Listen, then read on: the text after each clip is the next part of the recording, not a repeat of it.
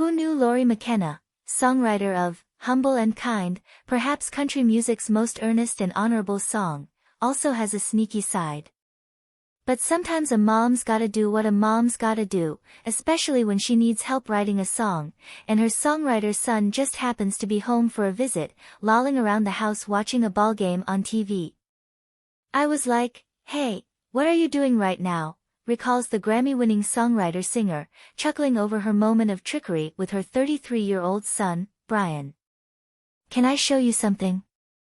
Together, the two McKennas turned that something into the title song of her brand new album, 1988, and considering it's a love song to her family, who better than her firstborn child to be her co-writer? In fact, his participation has to be considered the ultimate full-circle moment in McKenna's storied career. The song is named after the year she married her high school sweetheart, Jean McKenna, and when she walked down the aisle, she was 3 months pregnant with Brian. I made him write it with me, of course, says McKenna, 54, speaking from the home in Stoughton, Massachusetts, where she and her husband have raised their 4 sons and daughter. The entire album, McKenna's 12th, overflows with the wise, soul-bearing storytelling that she's long been celebrated for, sung in her distinctively emotive voice. And once again, her muse for most of the intimate songs has been her own life and family. It was just a couple albums ago that she talked about how she assumed her writing would eventually turn less personal. But today, she realizes it's hopeless. I can't do it, she says, laughing. Something's wrong with me. I keep thinking I'm gonna be able to do it, and I cannot do it. This time around, McKenna has achieved the ultimate merger of her two great passions, family and music, by collaborating with her children. Brian is one of 2 sons and now pursuing a songwriting career in Nashville. Chris, 29, also has followed in his mom's footsteps, and he, too, contributed an album track. Bringing her children into her writing process has surely come just as naturally to McKenna as songwriting itself, which began as an adolescent hobby and has long since turned into a lifetime obsession. I just love it, she says. Songwriting is the only thing I could do for 10 hours a day. The fact that I get to do something that I love for a living, I do not take that for granted. I just love chasing that thing you don't have total control over. If it's a really good song, there's magic in there. It's no surprise to McKenna that her 2 sons picked her profession after spending their childhoods watching 2 role models, their dad, a plumber for a Massachusetts utility company, who dragged home from work every day, and their mom, who was having so much fun at her job, it often didn't look like she was working. I tell my husband all the time, I don't think me enjoying my job affected them as much as him being exhausted by his job, McKenna says. I think if I was a kid, and I saw my mom having a ball and my dad being exhausted, I would just make sure I didn't do that. He makes fun of me, but it's a balance. When you write for yourself, you still have to work your butt off. I'm blessed enough to just enjoy the hell out of it. Long among Nashville's songwriting royalty, though she's never made her home in the city, McKenna has earned her Grammys for Crowded Table, sung by the Highwomen, Girl Crush, Little Big Town, and Humble and Kind, Tim McGraw, and the list of artists she's written for and with is a superstar, who's who, including Taylor Swift, Chris Stapleton, Miranda Lambert, Faith Hill, Carrie Underwood, Maren Morris and George Strait. But she's always kept being a recording artist part of her professional identity. Years ago, she reveals, she debated whether to let it go, and her friend Beth Laird, now her manager-publisher, helped talk her out of it. She said, "Why would you do that? The artist side of what you do really feeds the songwriter, and the songwriter in you understands the song better because of the artist in you." Now she looks at making albums as my way of having a voice in the conversation.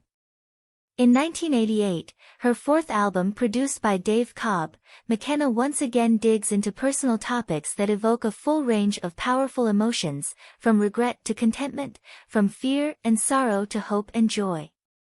They've all been fed, she says, by an insistent impulse to look back unflinchingly. I'm so nostalgic, she says, and I think, For me, the going back is how I learn about myself now. I keep discovering things like, I did that then because it makes sense now. My songs explain life to me. Even if I'm a co-writer, there's something that I learn about life from it. Yet her greatest teachers, she adds, are her children. She says she didn't fully think through why she needed Brian's participation on 1988, but one reason certainly revealed itself when he came up with the lyric, half scared to death, half stupid brave, to describe his parents' teenage marriage, a line that turned out to be her husband's favorite in the song. That's when you know, oh, Brian knows my experience, says McKenna. He knows that's what it felt like, because kids don't miss a thing. They know what their parents are going through. They know what their parents are. They know the energy of what it feels like. She pulled in her son Chris for help on Happy Children, another family-inspired song on the album. McKenna seized on the idea after she heard someone say goodbye with, I wish you happy children. And I thought, that is the most brilliant wish I have ever heard in my whole life, she says, and that needs to be a song. Stuck on the chorus, she once again enticed a sofa-parked son from his ballgame watching. There was Chris sitting there all talented and not busy, she says, and he got me to the chorus. Gratefully, McKenna says, both sons don't really me when they write together. They're not like, Mom, come on, which is great and awesome, she says. I think the reason they do that is because they've had enough experience writing with other people to know you have to meet the songwriter in the room and not who you think the person is in the room. So they're not rolling their eyes at me or saying, nobody would ever say that, Mom. The fact that McKenna is now writing with her children is an obvious signal she's in a new life phase, and she exhibits that self-awareness in another standout track, The Old Woman in Me. The lyrics actually are a forward look, I hope someday I get to be the old woman in me. I am a little obsessed with aging, she admits, but she also believes, as she says in the song, that she's now in her prime years. We come into ourselves, the older we get, especially women, she says. The conversations I get to have with my adult women friends, we dig in. We get right in there.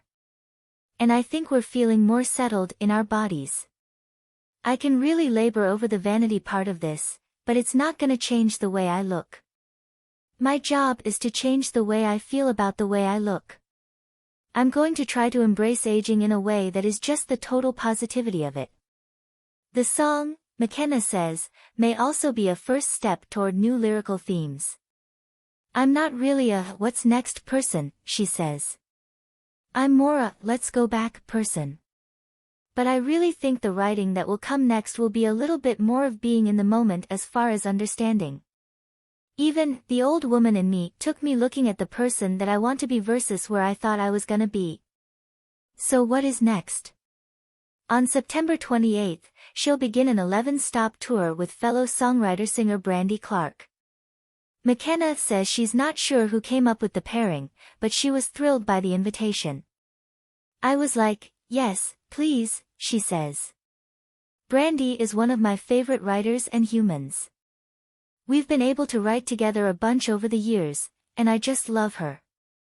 I think we do different things, but they overlap in a lot of ways. We're really gonna make a night of it.